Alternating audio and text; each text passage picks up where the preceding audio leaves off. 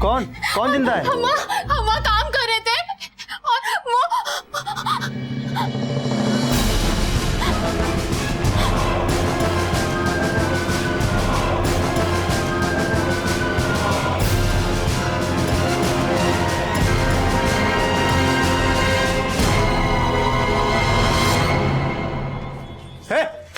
कहाँ घुसा रहा है? कौन है तू? ज्यादा ड्रामा करने की जरूरत नहीं है। पहले ये बताओ बीना और विद्या कहाँ है? और ये 2 तल्ला किससे पूछकर ठोक दिए हो? और वो जो हाईवे वाली जमीन है उस पर बिल्डिंग किससे पूछकर बनवा रहे हो? अच्छा, हे भगवान, कौन है ये है कौन? अरे अम्मा, हम सुनील हैं, तुम्हारा बेटा सुनील। सुनील? वो तो मर गया।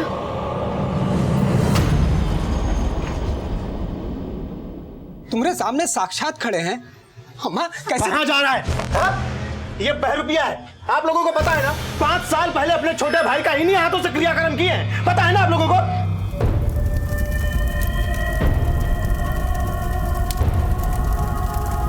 बकवास बंद करो। ये देखो, हमारा कटा हुआ उंगली देखो ना, पहचानते हो ना? ए माँ, तू तो अपने खून को पहचानती है ना? ये देखो ना। 5 साल पहले गंगा में अस्थियां विसर्जित की है हमने उसकी। बहरूपिया है ये। चलो। अरे भैया, ऐसे टलने वाले नहीं हैं हम सुनील हैं, सुनील हैं हम। हमको बताओ बीना और विद्या कहाँ हैं? बताओ हमको। हम जिंदा हैं, अभी जिंदा हैं हम।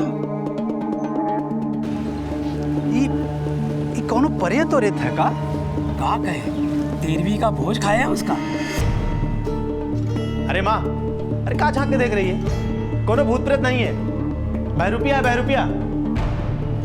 अभी पुलिस को फोन करते हैं, आपके पिछवाड़े पे 4 डंडा मारेगी ना, सारा भूत प्रेत भाग जाएगा।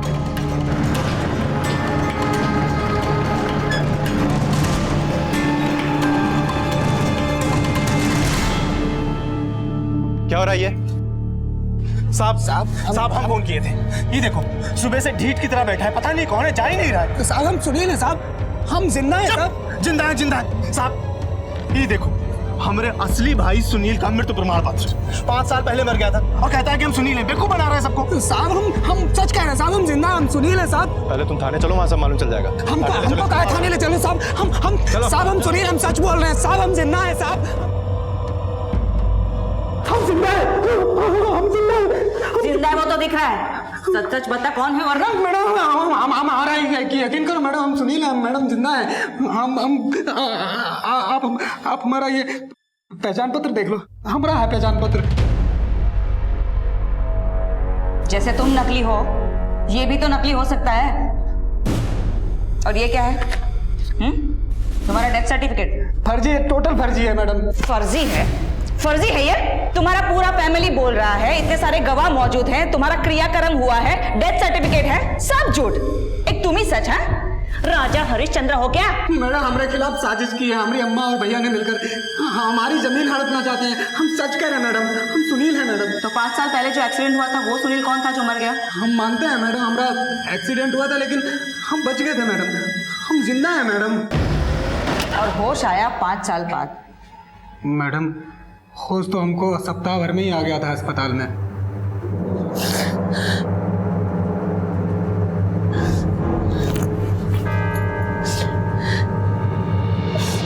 मैडम हमको पूरा यकीन है कि हमारा एक्सीडेंट नहीं हुआ था, हमको मरवाने की साजिश की गई थी, हम और भैया ने मिलकर, ताकि हम मर जाएं और हमारी ज़मीन वो हड़प सकें। और यही हुआ, हमारे मरने की खबर फैली, जीजा और भैया ने मिलकर एक बिल्डर से बात की हमारी ज़मीन बेचने की।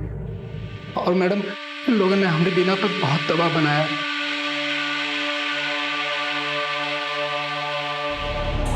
हमको लगने लगा कि अब यहाँ रहना खतरे से खाली नहीं है।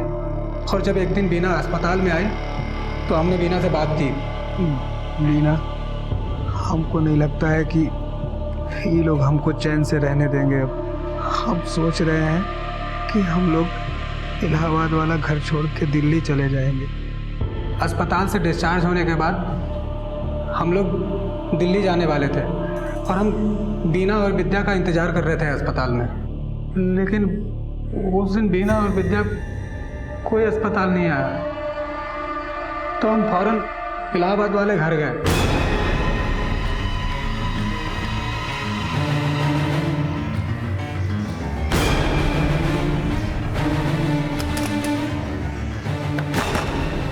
वहां देखा दरवाजा पहले से ही खुला था।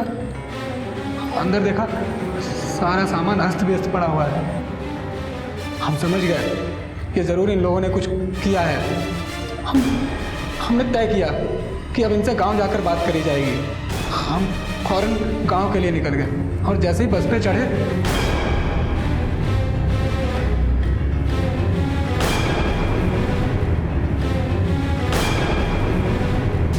ये सब हमरे भैया और जीजा का किया धरा है। पूरे 5 साल फर्जी सजा काटने इलाहाबाद जेल में, और जब जेल से छूटे तब से अपने बीवी बच्चों को खोज रहे। पता नहीं हमारी बेटी और हमारी बीवी कब ढाल।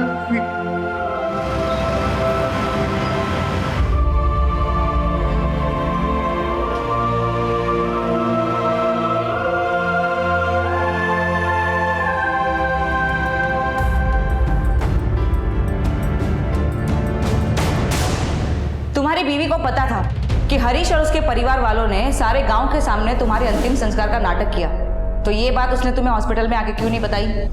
जरूर बीना की कोई मजबूरी रही होगी, और जीजा और भैया वैसे भी बीना के पीछे पड़े थे हाथ धोकर। और जब उनको पता चला होगा कि हम बीना और हमारी बेटी दिल्ली जाने की तैयारी में है, तो जरूर वही लोग अगवा किए हैं उनको। मैम, सुनील सच कह रहा था। 5 साल पहले वो इलाहाबाद के गवर्नमेंट हॉस्पिटल में भर्ती था। ये रही उसकी रिपोर्ट। 3 महीने वो हॉस्पिटल में ही था मैम। उसके बाद डिस्चार्ज होते ही केस में वो पकड़ा गया। उसने 5 साल की सजा भी काटी है इलाहाबाद सेंट्रल जेल। मैम, मैंने इलाहाबाद सेंट्रल जेल और गवर्नमेंट हॉस्पिटल दोनों के रिकॉर्ड्स चेक कर लिए। इसका मतलब उसकी पत्नी और बेटी की जिंदगी वाकई बहुत मुश्किल में होगी। यस मैम, लेकिन यहाँ पर नया सवाल ये भी खड़ा होता है कि जिस डेड बॉडी को सुनील की डेड बॉडी बताकर जलाई गई, वो किसकी डेड बॉडी थी? अब ये केस सिर्फ सुनील के जिंदा होने ना होने का नहीं रहा, किसी के मर्डर का भी है। ये जीजा, अम्मा, हरीश, सच क्या है अब तो यही लोग बताएंगे।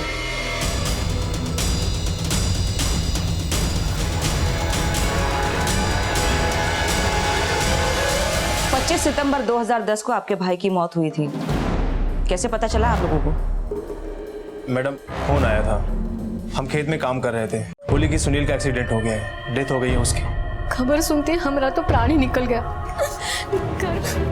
हम लोग पहुंचे तो बीना बोली कि 1.5-2 घंटा पहले ही डॉक्टर सुनील को मृत घोषित कर दिया था। लाश भाई की थी या नहीं ये भी ध्यान नहीं दिया आप लोगों ने? नहीं मैडम, वो भाई का ही लाश था। सुनील के दाहिने हाथ की उंगली कटी थी और लाश की भी। तो इसका मतलब कि जो आदमी लॉकअप में हमारे यहाँ बंद है वो अगर सच में सुनील है, तो 5 साल पहले सुनील की मौत का नाटक बीना ने रचा। हाँ मैडम, संभव है। वो ऐसा क्यों करेगी? त्रिया चरित्र और क्या? ये सब कुछ आपके अलावा किसी और ने देखा था? मैडम, हमारी बड़ी बहन के पति, मतलब हमारे जीजा जी, माधव जी, ये रहते इलाहाबाद में। ये सारी जमीन और वहां वो हाईवे वाली जमीन, इसी जमीन के टुकड़े की वजह से झगड़ा था ना आप लोगों के? अरे नहीं मैडम, कोनो झगड़ा नहीं था। वो पिताजी के देहांत के बाद पैसे की थोड़ी तंगी आ गई थी, इसलिए हम ये टुकड़ा बेचना चाहते थे जमीन का। सुनील बेचने नहीं देना चाहता था, वो जिद पे अड़ा हुआ था। उसके मरने के बाद एक दिन बीना आई और वो बोली कि जमीन का टुकड़ा बेचना है। वो तैयार थी। बीना को हिस्सा दिया था जमीन का? हाँ मैडम, पूरा 50 लाख। उसका कोई रसीद या कोई कागज? मैडम, वो तो घर की बात थी, उसमें काहे की रसीद? बड़ी हैरानी की बात है हरीश बाबू, तुम्हारी भाई की लाश को तुम में से किसी ने पहचाना नहीं। बीना को जमीन का 50 लाख रुपया दिया, उसका ना कोई रसीद ना कोई कागज। और तुम्हारी बात सच है या झूठ, इस बात का इकलौता गवाह थी बीना और उसकी बेटी विद्या, जो गायब है। बड़ा ही सहूलियत वाला खेल खेले। आप चाहो तो हमारे जीजा जी से पूछ लो, पढ़े लिखे आदमी है, बैंक में कैशियर है। मैडम, बीना का फोन हमको भी आया था। हमारे घर पहुंचने से पहले हरीश और मेरी सास वहां पहुंच चुके थे। चेहरा पूरी तरह से बिगड़ गया था, पहचानना मुश्किल था मैडम। और उसका भी दाहिने हाथ का उंगली कटा हुआ था, जैसे सुनील का कटा था। वो जिंदा है मैडम? सच में चौंक रहे हैं, चौंकने का नाटक कर रहे हैं? हम काहे नाटक करेंगे मैडम? सुनील ने बयान दिया है कि आप हरीश से बहुत क्लोज थे। जमीन का खरीदार आप ही का कोई जानकार आदमी था और जमीन की बिक्री में 5% का कमीशन आप भी खाए हैं।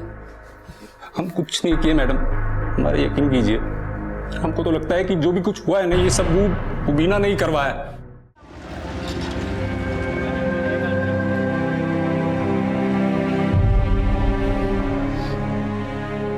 एक काम करो, बीना और विद्या की तस्वीरें सारे थानों में भिजवा दो, क्योंकि ये दोनों का मिलना हमारे केस की सबसे जरूरी कड़ी है।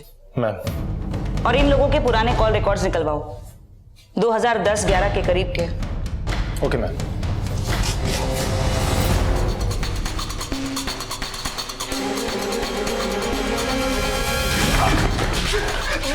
अरे हमको मार खा रही है मैडम, और हमको फिर से काहे बुलाई? उसने तो सब सच बता दिए थे। ये लो तुम्हारे कॉल रिकॉर्ड्स। एक्सीडेंट वाले दिन बीना ने तुमको नहीं, तुमने बीना को फोन किया था। और तुम एक ही नहीं हो जो झूठ बोल रहे हो कानून से, कोई और भी है तुम्हारे साथ जो कानून से झूठ बोल रहा है। तुम्हारा जीजा माधव।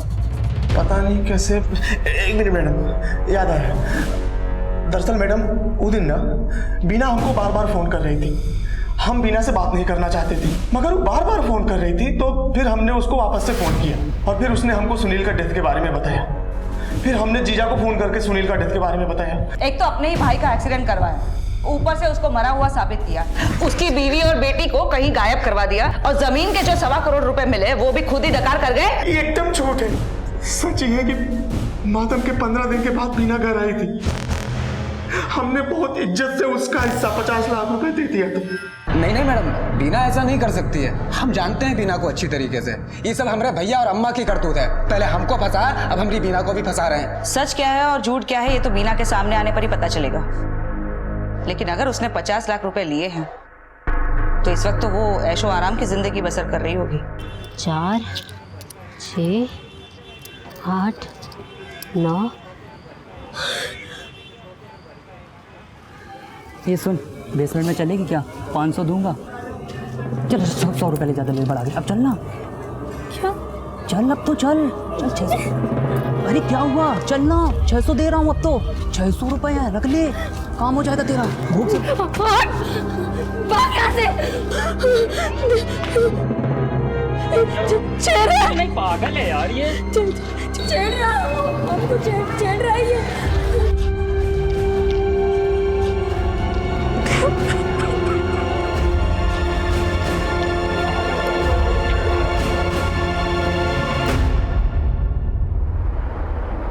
रुको मैम, यही है श्री लक्ष्मी नारायण अपार्टमेंट। हरीश के मुताबिक बीना गांव से आने के बाद यहीं पर शिफ्ट हुई थी। ये फ्लैट मेरा ही है और मैंने ही बीना को ये फ्लैट किराए पे दिया था। उसके पति की रोड एक्सीडेंट में मौत हो गई थी, कुछ याद है आपको? हाँ सर, बिल्कुल याद है। बीना की जोर जोर से रोने की आवाज आई।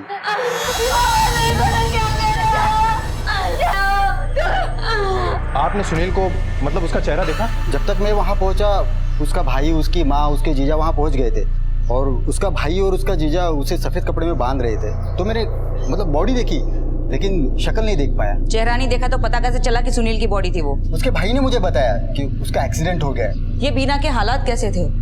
रुपया पैसा सब?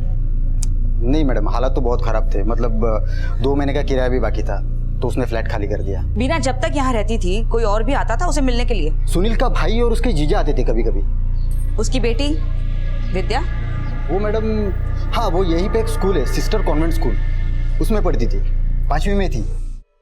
ये देखिए मैम, विद्या कुमारी। इसने अचानक से ही अक्टूबर 2010 में स्कूल छोड़ दिया था। स्कूल लिविंग सर्टिफिकेट नहीं लिया?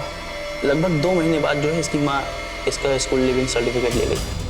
इसके बाद ये लोग कहाँ शिफ्ट हुए, कुछ आइडिया आपको? वो लोग दिल्ली शिफ्ट होने की बात कर रहे थे। और तो और स्कूल का नाम भी उन्होंने बताया था, आर एन इंटरनेशनल स्कूल।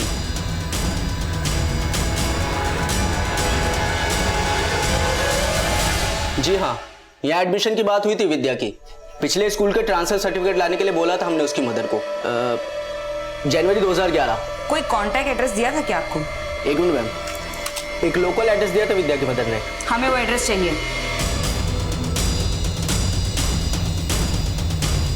इस औरत को पहचानते हो? हाँ सर, 4-5 साल पहले ये लोग इस मकान में रहते थे सर। तो अभी ये माँ बेटी कहाँ गए? मालूम नहीं साहब, एक रोज एक आदमी आया था साहब, इस औरत के साथ बहुत झगड़ा किया और इसकी बेटी को साथ लेकर कहीं चला गया। कौन था वो आदमी? शक्ल याद है उसकी? 4-5 साल हो गए मैडम, रात का अंधेरा था, ठीक से मैं उसको देख नहीं पाया। ये बीना को 50 लाख रुपए देने वाली बात एकदम झूठी है, क्योंकि अगर उसे 50 लाख रुपए मिलते तो वो माँ बेटी इस तरह से दर दर की ठोकरें नहीं खाती।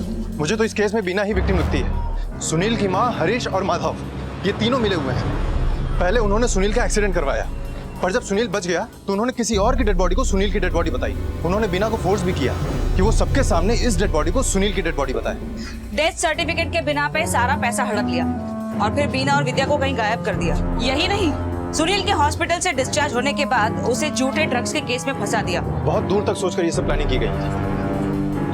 लेकिन बीना और विद्या का मिलना बहुत जरूरी है, वरना हमारे लिए फैमिली के खिलाफ सबूत जुटाना बहुत मुश्किल हो जाएगा। एक काम करो, दिल्ली के सारे पुलिस थानों में इनकी तस्वीरें भेज दो।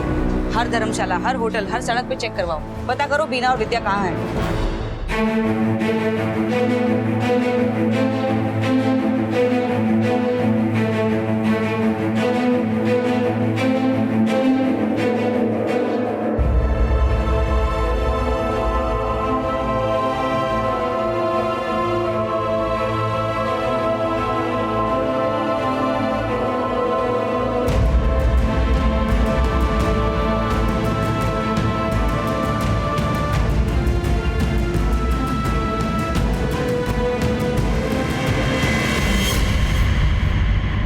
कहाँ आए हो तुम लोग इधर? देख बेटा, माना तुम सुनील हो, पहचानने में थोड़ी गलती हुई हमारी, जाने दो ना, छोड़ दो सब, केस वापस ले लो। सुबह शाम थाने जाकर तंग आ चुके हैं। मारे अम्मा, पहले भी बड़के भैया की तरफदारी और आज भी इनको बचाने की कोशिश कर रही है। अब केस एक ही शर्त पे वापस होगा। एक मिनट, का शरत? पहले तुम हमको ये बताओ, बीना और विद्या कहाँ हैं? कहाँ किडनैप करवा के रखे हो उनको? मरवा दिया या बेच दिया उनको? भाई कहाँ बकबक कर रहा है? हम कुछ नहीं जानते उनके बारे में। अरे जानते कहाँ नहीं है? आप ही तो कागज पे दस्तखत करवाए थे उससे, हैं? हम हॉस्पिटल में, ये भी तुमको पता था। ब्लैकमेल किया उनको, हमने बैग में करवा दिए और उनको गिरफ्तार भी करवा दिए। मुंह तोड़ दूंगी तुम्हारा साले। मारेंगे इसको।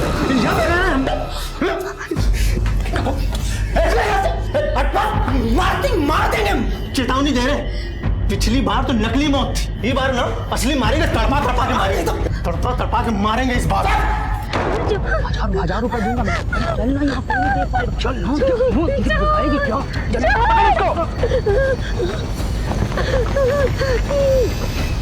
नाम क्या है तुम्हारा?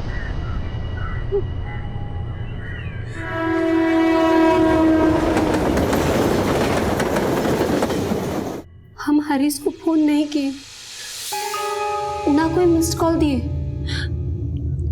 हमको और सुनील को सुनील का फैमिली बहुत पसंद नहीं करता था, तो हम काहे फोन करेंगे उन्हें। उस दिन तो हरीश हमको फोन किया, बोला सुनील का एक्सीडेंट हो गया, वो मर गया। हम विश्वास नहीं किए, हम बहुत बार सुनील का फोन ट्राई किए, बार बार फोन ट्राई किए, पर मिल ही नहीं रहा था।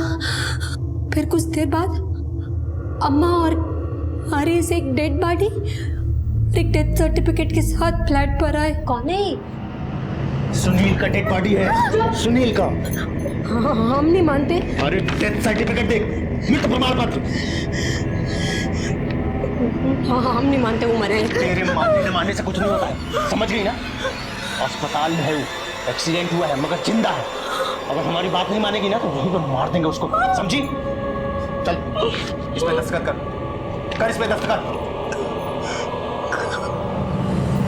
और मैडम हम फिर भी माने नहीं उसकी बात, हम मना कर दिए, तो अम्मा विद्या को लेके कमरे में चले गई और हरीश वही लाश के सामने हमारे साथ जो है कॉल पर वो हमारी एक नहीं सुना।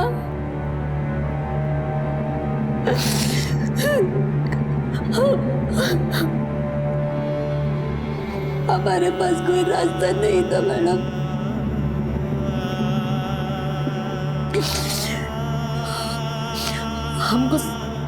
लगा कि हम बोलेंगे तो सुनील का और विद्या का जान खतरे में आ जाएगा। थोड़ी देर बाद वहां पे जीजा जी आए। जोर जोर से रो, समझ गई? कि पड़ोसियों को लगे कि तेरे पति की मौत हुई है, समझ गई? हम अकेली औरत क्या करते? अगले दिन हम सब लोग गांव चले गए। पूरा गांव के सामने अंतिम संस्कार विधि विधान से किए।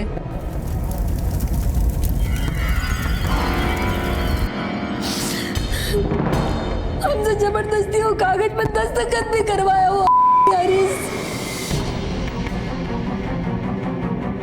फिर हम गांव से इलाहाबाद वापस आ गए। अस्पताल जाके इनसे मिले, बहुत चोट आया था इनको। यहाँ से विद्या का नाम कटवाया और दिल्ली के एक स्कूल में बात कर ली है हम लोगों ने। 3 महीना बाद जब सुनील डिस्चार्ज हुए तो हमको बस स्टैंड पे जाके मिलना था उनसे दिल्ली जाने के लिए।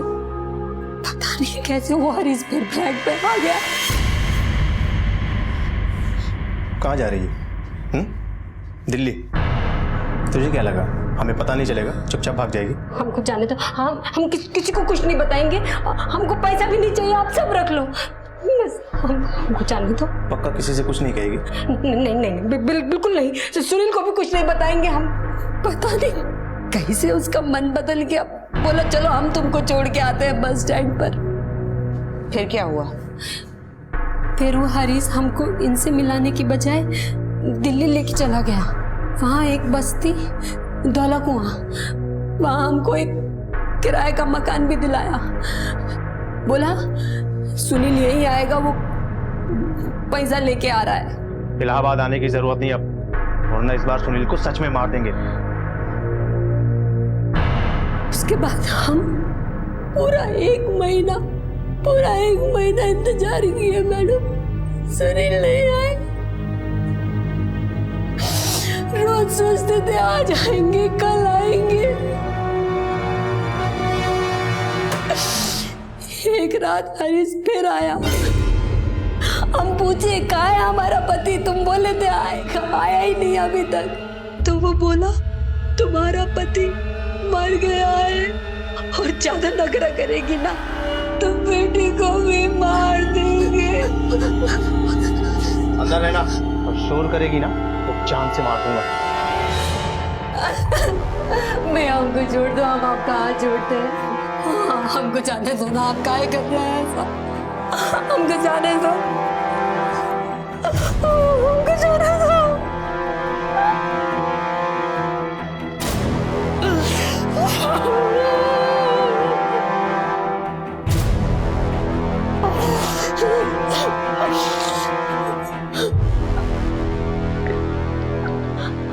हमारी बेटी को लेके चला गया मैडम, सब लुट गया हमारा पति, बेटी, इज्जत।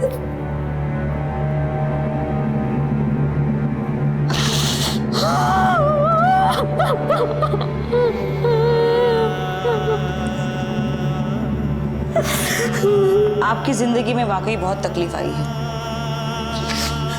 लेकिन अभी भी एक उम्मीद बाकी है आपके लिए। सुनील जिंदा है।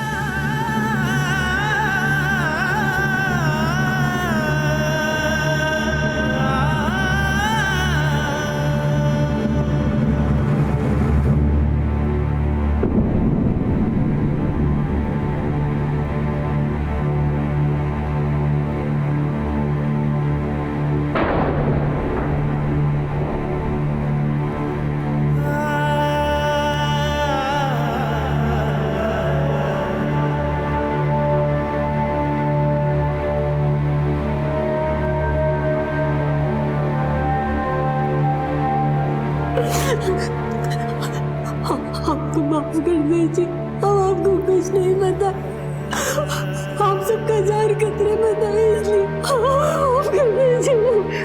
नहीं बेरा, हमको कोनो शिकायत नहीं है तुमसे। हाँ, कोनो शिकायत नहीं है। मैडम जी, अब हमारी बिटिया को भी ढूंढ दो।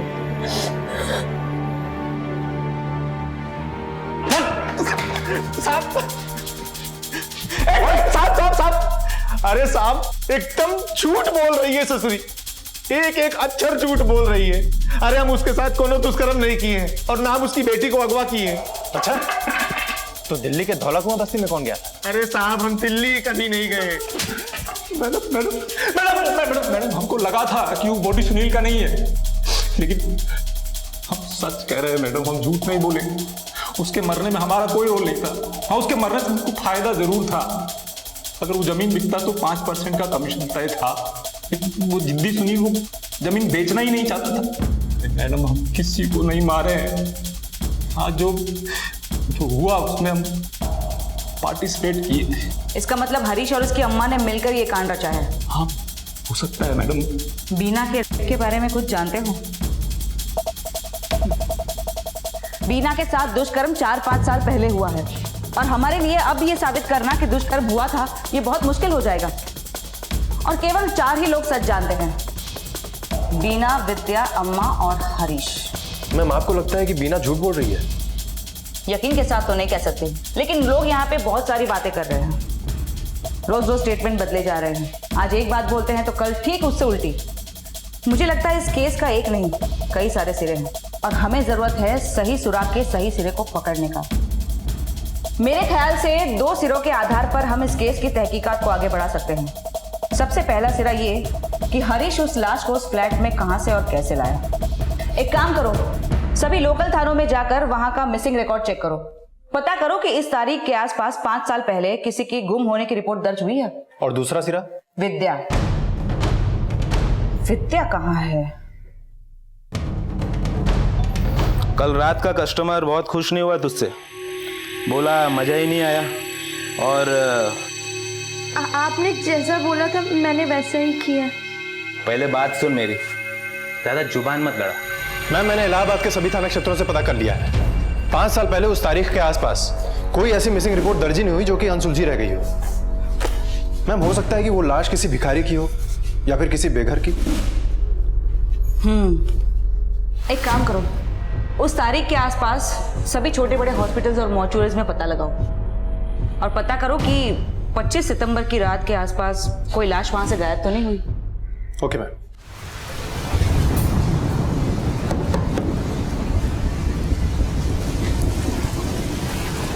बस बस, पता नहीं तकदीर भी कहाँ खेल खेल रही है। एक बेटा घर में होता है तो दूसरा जेल में। अच्छा, हरीश के लिए अभी भी तुम्हारा छाती फट रहा है? आओ। नीचे रुकने की कोई जरूरत नहीं है, तुम दोनों ऊपर वाला कमरा ले लो। तुम दोनों का शक्ल नहीं देखना है हमें। बीना के साथ दुष्कर्म किया है तुम्हारा बेटा और हमारी विद्या को भी अलग किया है हमसे। अगर ऐसा किया है ना उसने तो कोई गलत नहीं किया है, सही किया है। यह औरत है ही उसी के लायक।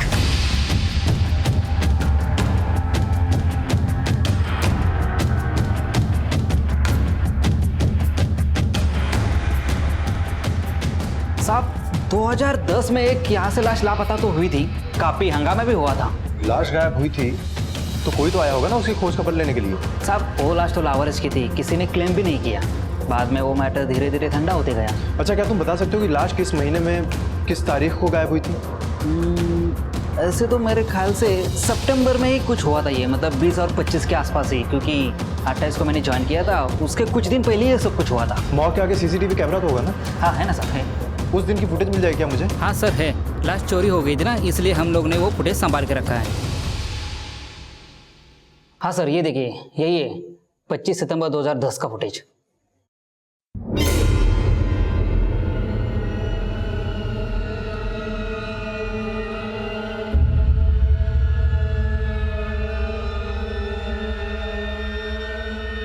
एक मिनट, थोड़ा सा पीछे करो। बस पॉज करो। ये वार्ड बॉय कौन है? सर अगर ये रेगुलर बेसिस पे होंगे तो इनका रिकॉर्ड मिल सकता है, लेकिन डेली बेसिस पे आए होंगे तो मुश्किल है, रिकॉर्ड नहीं मिल सकता सर। इस सीसीटीवी कैमरे की फुटेज निकलवाओ और ये जो आदमी डेड बॉडी खरीद रहा है उसकी फोटो सारे थाने में सर्कुलेट करो।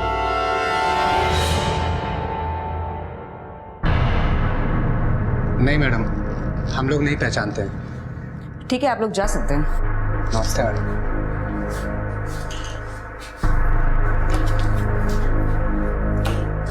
मैम, दिल्ली पुलिस से रिपोर्ट आई है, लड़की की अभी तक कोई खबर नहीं। तो खबर निकालो।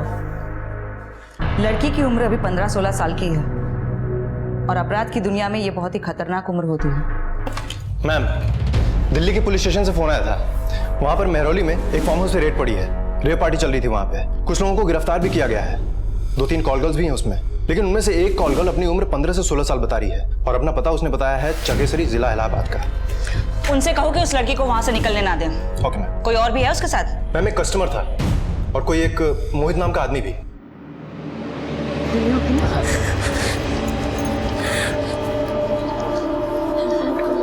मैडम, हमारी बच्ची विद्या कुछ पापा पापा पापा, आप जिंदा हो? मेरी बच्ची विद्या। हमको ज्यादा तो कुछ याद नहीं, बस इतना याद है कि 5 साल पहले पापा मर गए थे। फिर हम लोग गांव गए, वहाँ पापा का अंतिम संस्कार हुआ। फिर हम इलाहाबाद आ गए और फिर वहां से दिल्ली, और दिल्ली में फिर मोहित सर ने हमें जबरदस्ती गंदे धंधे में डाल दिया। हम बहुत रोए, बहुत गिड़गिड़ाए, पर उन्होंने हमारी एक भी नहीं सुनी। हमने बहुत हाथ जोड़े उनके सामने।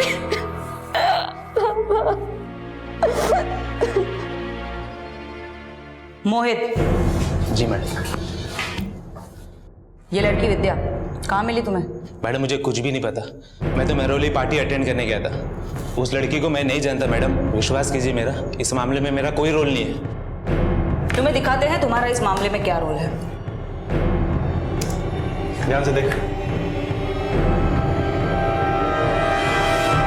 अब सब कुछ सच सच बताना है या खातिर की जाए तुम्हारी?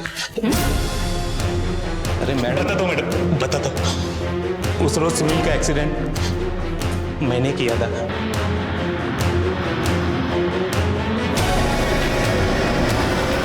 वहां पब्लिक आ गई और मुझे भागना पड़ा।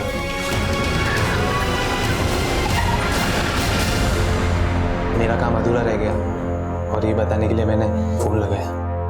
फिर हमने एक नया प्लान बनाया, एक दूसरी लाश लेने की। मैं हॉस्पिटल गया और पैसे देके एक नई लाश खरीदी। अब पत्थरों से उसका सर कुचल दिया और उसकी उंगली काट दी। फिर मैंने उसके हाथ पे गाड़ी चला दी ताकि लोगों को ऐसा ना लगे कि उसकी उंगली ताजी कटी है। किसके लिए किया ये सब? किसके लिए किया? मैडम,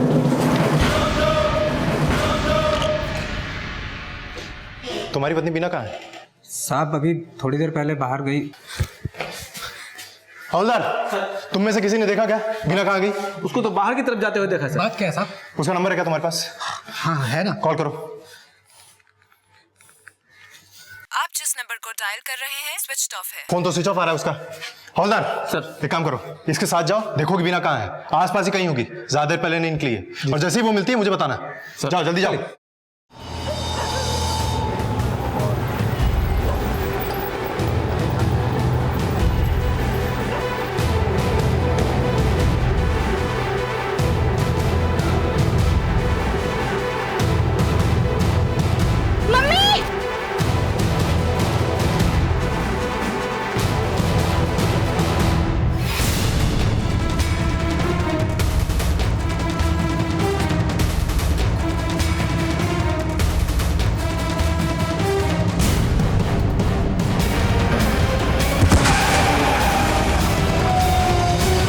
मैडम, मैं यहाँ इलाहाबाद आया था। ये औरत बीना मुझे यही मार्केट में मिली, अपने पति से बोर, अपनी शादी से बोर। कहती थी कि दिन भर बिजी रहते। हम मिलने लगे। कहाँ मिलते थे? होटल में कमरा बुक करते थे।